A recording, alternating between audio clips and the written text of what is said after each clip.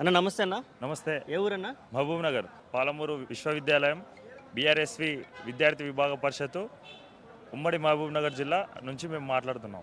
Okay, ఏదన్న పరిస్థితి ఎలా ఉంది రాష్ట్రంలో కాంగ్రెస్ పరిపాలన? రాష్ట్రంలో మీరు కూడా చూస్తున్నారు, ప్రజలంతా గమనిస్తూ ఉన్నారు.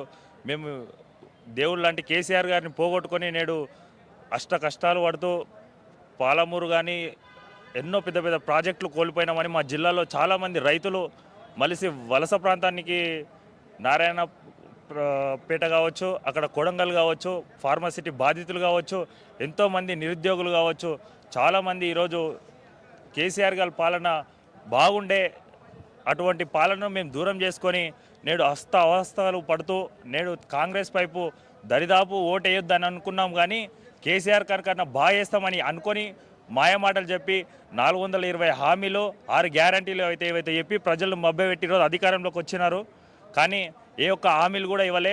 నిన్న ముఖ్యమంత్రి గారు పాలమూరు పర్యటనకు వచ్చి నారాయణపేట సభల రాత్రి 12 దాటిన తర్వాత టకా మెసేజ్లు మీకు రైతు భరోసా పైసలు మీ యొక్క అకౌంట్లో జమ చేస్తామని చెప్పి మళ్ళీ 21 నిమిషాల తర్వాతనే మాట మార్చి మార్చి 31 లోపు మేము నిధులు జమ చేస్తామని వెంబడే అదే సభలో నిండు ప్రజల ముందు గణతంత్ర దినోత్సవం రిపబ్లిక్ డే రోజున మాట చెప్పి ప్రజలను మభ్యపెట్టి అక్కడ వెళ్ళిపోవడం జరిగింది. మీరు ప్రజలు గమనిస్తూ ఉన్నారు, ఎక్కడ చూసినా అక్కడ గురుకులాలు కావచ్చు, విద్యార్థులు కావచ్చు, నిరుద్యోగులు కావచ్చు, రైతులు కావచ్చు, చాలామంది అనేక సంపన్న వర్గాలు అందరూ కూడా ప్రజలు కూడా దాదాపు మేము కేసీఆర్ గారికి మేము తప్పు చేశామని ఈరోజు బాధపడతా ఉన్నారు. ఓకే, విద్యార్థి సంఘం నాయకులు అన్నారు కాబట్టి విద్యార్థుల తరపున ఒక క్వశ్చన్ అడుగుతాను. ఫీజు రియంబర్స్మెంట్ పరిస్థితి ఏందన్నా? అసలు వస్తుందా రావట్లేదా? ఏమైనా గైడ్లైన్స్ వచ్చాయా? ఎప్పుడు పడే అవకాశం ఉంది?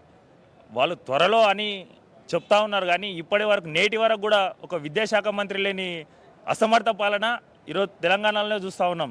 గతంలో తెలంగాణలో విద్యాశాఖ మంత్రి ఏం చేస్తున్నాడు? కేసీఆర్ గారు మద్యం అమ్మకాల్లో రాష్ట్రం టాప్ రేంజ్లో ఉంది అన్న వారు నేడు మొన్నటి డిసెంబర్ 31న రాష్ట్రం మద్యం అమ్మకాల్లో ఎక్కువ లాభం వచ్చిందని చెప్పుకున్నారు. అంటే ప్రజలు విద్యార్థులు కూడా మీరు ఫీజు రియంబర్స్మెంట్ అడిగినారు కదా, ఫీజు రియంబర్స్మెంట్ ఎక్కడుంది? ప్రజలు విద్యార్థులు హాస్టల్ వసతులు కానీ మౌలిక వసతులు కానీ ఎక్కడనో మన రాష్ట్రంలోనే అనుకుంటా. నిన్ననో ఈరోజు పేపర్లో చూసినాము, చిన్నపిల్లల విద్యార్థులతోటి కూలి పని చేపిస్తున్నారు. అంటే ఒక విద్యా వ్యవస్థ ఎక్కడుంది అనేది ఇప్పుడు మీరు కూడా గమనించాలి.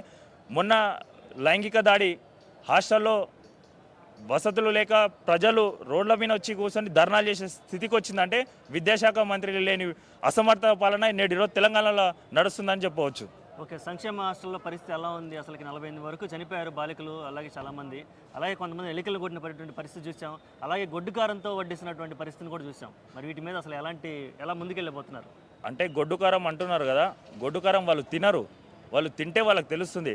కేసీఆర్ గారు ఆ రోజు చెప్పారు, మా ఇంట్లో నా మనమోడు ఏ బియ్యం తినాలనో ప్రతి హాస్టల్లో కూడా సన్న బియ్యం తినాలని ఆ రోజు కేసీఆర్ గారు ఏదైతే నిర్ణయం తీసుకున్నారో అది నేటి వరకు మొన్నటి ప్రభుత్వం ఉన్నంత వరకు కూడా అదే పరిపాలన జరిగింది. కానీ నేడు మాత్రం గురుకులాల్లో చాలా అవస్థలు, ఇబ్బందులు, మెస్ ఛార్జీలు పెంచినామని అప్పుడు కేసీఆర్ గారు పెంచిన మెస్ ఛార్జీలే డైట్ ఛార్జీలు కూడా ఈ రోజు కూడా అమలు అవుతూ ఉన్నాయన్న సంగతి ప్రజలు, గురుకులాల విద్యార్థులు, రెసిడెన్షియల్ బాలికలు అందరూ కూడా గమనిస్తూ ఉన్నారు. ఓకే, రాబోయే స్థానిక సంస్థల ఎన్నికలు, అలాగే పంచాయతీ ఎన్నికలు, జెడ్పీటీసీల ఎన్నికలు ఎలా బుద్ధి చెప్పే అవకాశం ఉందంటారు? ఎప్పుడు వస్తాయని ప్రజలు చాలా ఆతృతగా వేచి చూస్తున్నారు. ఖచ్చితంగా స్థానిక సంస్థల ఎలక్షన్లో కాంగ్రెస్కు చెంపబెట్టి చెప్పే విధంగా ప్రజలు సమాధానం చెప్పే కోసం వెయిట్ చేస్తూ ఉన్నారు. సంవత్సరంలోపే మామూలు పంచాయతీ ఎలక్షన్లు పెట్టాలి కదా, మరి ఇంకా ఎందుకు డిలే అవుతుంది అనుకుంటున్నారు?